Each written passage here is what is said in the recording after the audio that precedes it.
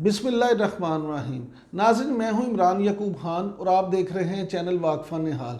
नाज़रीन, आज इस वीडियो में हम बात करेंगे कि चीन के हाथों ठुकाई के बाद इंडिया किस बौखलाहट का शिकार है और क्या आज कराची स्टॉक एक्सचेंज में जो हमला हुआ है दहशतगर्दों का, क्या इसके पीछे भी इंडिया की वही बौखलाहट है। अगर आपको हमारी ये वीडियो पसंद आए तो इसको लाइक करें, इसको शेयर करें और हमारे चैनल वाक़फ़ा निहाल को सब्सक्राइब करें।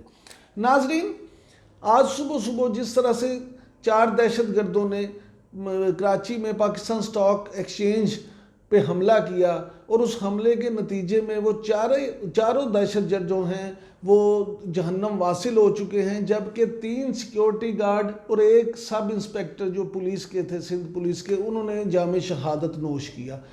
और नाजरीन, इस तरह बहादुरी से वो लड़े कि वो दहशतगर्दों को उन्होंने अंदर दाखिल नहीं होने दिया और पाकिस्तान स्टॉक एक्सचेंज को एक बड़े जानी नुकसान से बचा लिया। नाजरीन, इस अगर वाक़े के पस मंज़र में जाएं तो 2-3 चीज़ें हैं जो समझने की कोशिश करनी पड़ेगी और समझना होगा उसको। सबसे पहले आप ये देखें कि ये दहशतगर्द कौन हैं। तो ये दहशतगर्द जो हैं ये वही हैं पाकिस्तान दुश्मन जो इंडिया के पे रोल पे हैं। और इसका सबूत क्या है? इसका सबूत ये है कि BLA ने, जो बलोचिस्तान लिबरेशन आर्मी के नाम से ये काम करते हैं, और पूरी दुनिया को ये बात वाज़ेह है, साबित हो चुकी है कि उनके पीछे इंडिया है, रॉ है। उन्होंने इस हमले की ज़िम्मेदारी भी कबूल कर ली है। और एक दहशतगर्द जिसकी शनाख्त हो चुकी है, वो दहशतगर्द पहले भी दहशतगर्दी के वाक़यात में पुलिस को मतलूब था, यानी कानून नाफिज करने वालों के पास जो लिस्ट मौजूद थी दहशतगर्दों की, उसमें उस दहशतगर्द का नाम भी शामिल था। अब नाज़रीन, वापस आ जाते हैं अपने मौजू की तरफ। तो बात यह है कि इंडिया की जो ठीक ठाक धुलाई और पिटाई चाइना के हाथों लद्दाख में हुई है, तो अब वो क्या करना चाह रहा है। आप ये देखें कि श्रीनगर के सहाफ़ियों के मुताबिक कारगिल के करीब जो इलाका है उसमें ना सिर्फ ये कि स्कूल खाली करवा लिए गए हैं, बल्कि इंडिया ने वहाँ पे तमाम रहायशी लोगों से ये कहा है कि आप 2 महीने तक अपने घरों में गैस का बंदोबस्त, सिलेंडरों का बंदोबस्त कर लें।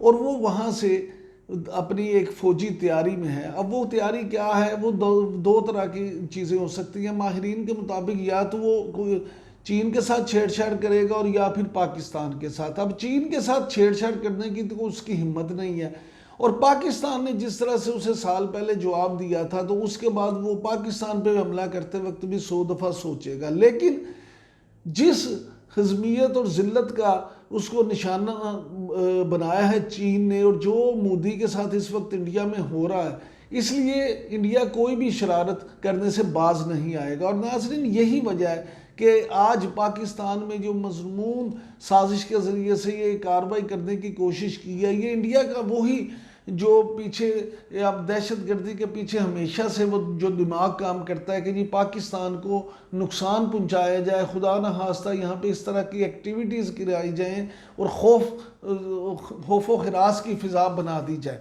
नाज़रीन, आज जब DG rangers major general Umar Ahmed Bukhari इस वाक़े के हवाले से प्रेस को आगाह कर रहे थे, तो उन्होंने इसमें कहा कि जो जिस तरह से दहशतगर्दों ने हमला किया और जिस तरह से पुलिस ने इस पे किया, उसकी जितनी भी तारीफ़ की जाए कम है। और उन्होंने कहा कि एक दहशतगर्द की शनाख्त हो गई और बाकियों की भी जल्द ही शनाख्त हो जाएगी।